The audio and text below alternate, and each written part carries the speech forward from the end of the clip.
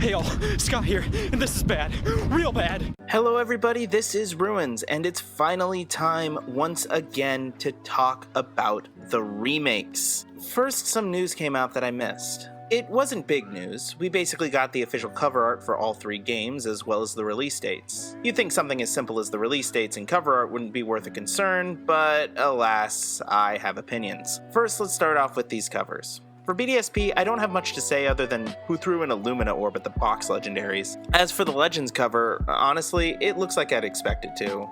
The looming presence of Mount Coronet, the two main characters and their Pokemon as they look towards the sprawling landscape in front of them, much akin to Breath of the Wild box art. Not much to say on this. It's exactly what I expected, and for what it is, it's perfectly fine. The release dates are really what has me a bit more concerned. For BDSP, they come out in November. Not really anything surprising there. Main series games have always been releasing around this time of year, with the exception of 2020 when we got the DLC instead. No, it's actually Legends, again, that has me more concerned. This game releases in January 28th of 2022. That has me bothered for a few reasons. For one, it's releasing mere months after Brilliant Diamond and Shining Pearl. And it's not like these are small sections of DLC. No, these are full release games. Is this a soft admittal that BDSP won't be very content rich? And if it does have a healthy amount of content, will 2 months be enough to get the most out of it before Legends comes out? My next concern has to do with the actual content of Legends itself. The first few trailers for Legends looked nice, but also like the game wasn't really ready to go yet. The game clearly has some frame rate issues and can use a bit more polish. It looks like it could barely run on the Switch, and it's confirmed that we're not getting better hardware anytime soon. From what we have here, I think it needs some more time in the oven before it can really be ready. My third concern has more to do with the time in between releases. Typically, Pokemon releases its main series games every November, and they've been doing this since Oros. So around the summer, hype starts to form around what the next game will be, as players tend to grow weary of the content they have. Legends was practically begging to be released in that time frame. Making it a January release makes me worried that Game Freak doesn't have much faith in the concept. Honestly, as much as I want this game, I wouldn't mind a delay. Alright, enough about release dates. Let's get down to the actual news. We'll start with Brilliant Diamond Shining Pearl and work our way down. It seems like character customization is back, but more in the style of the way that the Let's Go games did it. I really like some of these outfits you could put on your character though. Character customization is nothing new, but I'm glad they're bringing it into these remakes. It also seems like they're keeping features such as the ball patterns, as well as side activities like the contests. I love that walking alongside your Pokemon is back. They're expanding the underground, which I'm a huge fan of. Depending on how you design your secret base, you can find little secret areas with exclusive Pokemon. This is all going to be really nice. It looks to be all the stuff I want from games like this.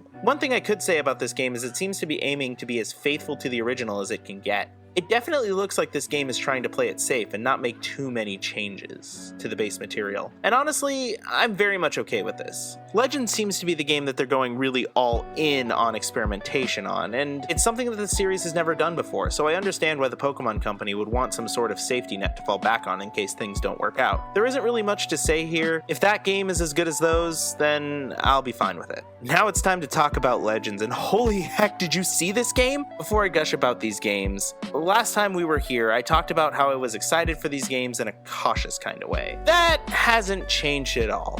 In fact, my excitement as well as my caution have both only grown bigger with the release of this trailer.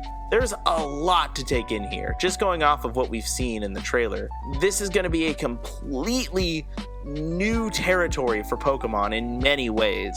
We've already gone over how this game takes place in the early Sinnoh region, but it looks to take place before humans started connecting with Pokemon. Trading and battling will not be present in the game. They've been removed to make this more of a traditional single-player RPG. In my opinion, this game will be the breakaway from formula that the game desperately needs. This looks like it's taking more from Monster Hunter Rise than it is from Pokemon Diamond and Pearl. It's the game I've been dreaming of since I was a child, and wouldn't stop saying they should make since Ultra Sun and Moon. I know that whatever state this game comes out in, I'm gonna enjoy it. I can still manage to be critical of this game, mind you, but no matter what they put in it, I'm going to enjoy my first playthrough. But is this going to be a game that only I will enjoy, or will this be a bona fide classic? You know, one of those games you tell tell your friends about, even if they aren't really into Pokemon. Here's the thing, you already know my concerns, but there's a lot that I'm looking forward to. The new forms, I love it when Pokemon introduces forms of old Pokemon. These all look pretty dope, and unless 6 cooler forms come out, Weirdeer has definitely earned a spot on my team. And that Basculin too, that thing looks incredibly terrifying.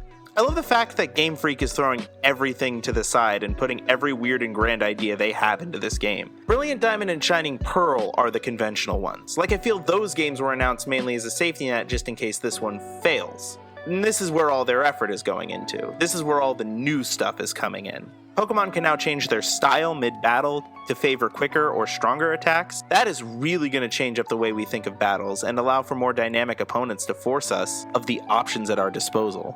That's really what I want from these games, a tough opponent. I will never forget the first time I beat Cynthia in the original Pokemon Diamond. If this game can give me one fight that I will remember for as long as I'm playing Pokemon, then it's a done deal. Thanks for watching. Also, Sylveon for Unite, that's pretty cool.